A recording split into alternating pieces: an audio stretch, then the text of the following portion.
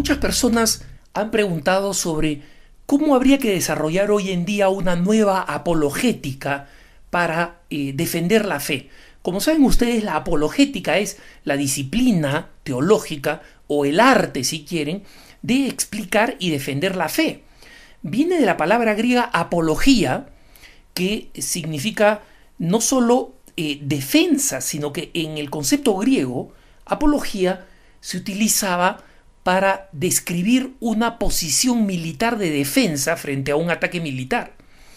Entonces, la apología se convierte después en una palabra, la apologética, que significa fundamentalmente defensa y explicación a nivel intelectual, y en el lenguaje moderno, la primera vez que se utiliza es por el cardenal John Henry Newman, en inglés, Apologetics, cuando escribe su famosa novela espiritual, o mejor dicho, autobiografía. No es una novela, pero es una autobiografía muy densa en argumentos teológicos para defender su decisión de por qué abandonó el anglicanismo y se pasó a la Iglesia Católica.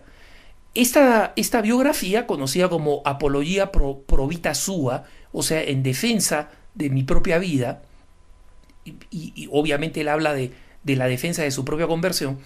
¿Por qué este proceso es tan importante justamente y por qué tiene todos los componentes fundamentales de la vida cristiana, ¿no? Entonces, es importante señalar que en todo este proceso, quien explica y enseña la fe está haciendo apologética. Hoy en día contamos con grandes apologetas. El padre Jorge Loring, por ejemplo, y su famoso libro Para Salvarse, que es un libro líquido, por así decirlo, porque lo está constantemente actualizando y editando. El padre José Carreira, ¿no? Y tantos otros apologistas locales que no son famosos alrededor del mundo de habla hispana, pero que son conocidos en sus distintos ámbitos y que contribuyen precisamente a explicar y defender la fe. Hacen un trabajo extraordinario. Una parte importante, por ejemplo, de nuestra página web en www.asiprensa.com es la sección de apologética, donde precisamente proporcionamos los medios para poder defender la fe y explicarla y hacerla inteligible, comprensible a personas que vienen con argumentos de distinto tipo. Desde los argumentos del lado, digamos, evangélico protestante, que normalmente se fundamentan en la Biblia, dónde está en la Biblia tal pasaje, por qué los católicos no están de acuerdo con la Biblia, por qué los católicos han inventado una fe antibíblica, todas preguntas que asumen una mala comprensión de la Iglesia Católica. Existe también una serie de preguntas que provienen del ateísmo o del agnosticismo, y son un número creciente. Sin embargo, desde mi perspectiva, desde que comencé con este proyecto de punto de vista, y puedo decir incluso antes, cuando comencé a grabar los programas en EWTN, en Radio Católica Mundial, titulado Criterios, he descubierto que los católicos tienen, por un lado, un gran deseo de comprender mejor la fe y explicarla para defenderla, pero también existe una creciente confusión por la cantidad de informaciones desordenadas, caóticas, rumores que circulan por Internet, porque Internet se ha convertido ciertamente en un medio para la distribución enorme de rumores o de afirmaciones. Y me parece importante que respecto de la apologética los católicos entendamos algunas cosas importantes. Número uno, desde que yo soy consciente de la necesidad de explicar y defender nuestra fe, nunca he visto un argumento nuevo contra la Iglesia Católica. Son todos argumentos viejos refritos. No hay ninguno nuevo. Incluso cuando alguien me dice, no, pero mira, los escándalos sexuales son recientes. ¿Para qué han servido los escándalos sexuales? Para que los enemigos de la Iglesia digan que la Iglesia es hipócrita moralmente, que dice una cosa y practica otra. Ese es un argumento viejísimo. Viejísimo. El escándalo es nuevo, pero el argumento que sacan de ahí quienes quieren atacar a la Iglesia es un argumento viejo, conocido, gastado. Otro tema que me parece importante para los católicos es comprender que además de que no existe ningún tema nuevo, existen demasiados argumentos que son emocionales y la apologética es una disciplina que forma parte de la psicología y especialmente de la teología.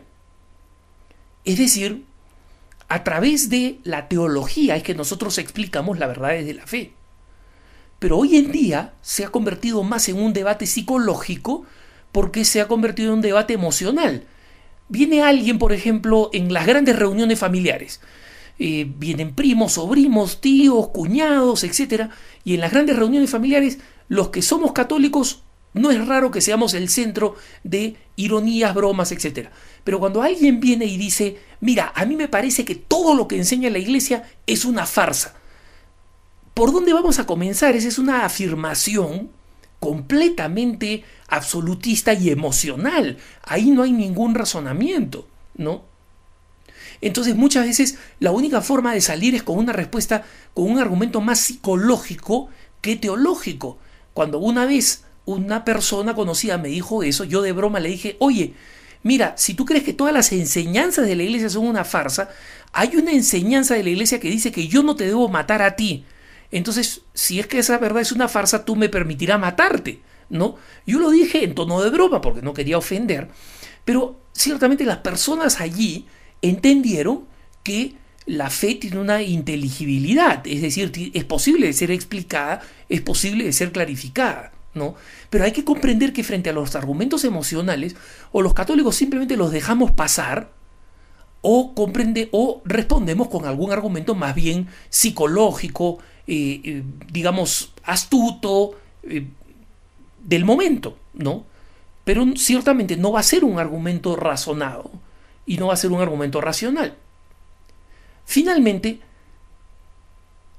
yo creo que los católicos tenemos que volver a rescatar esta hermosa, esta maravillosa práctica de la apologética. Primero, porque nos ayuda a ordenar nuestra mente y a conocer mejor nuestra fe.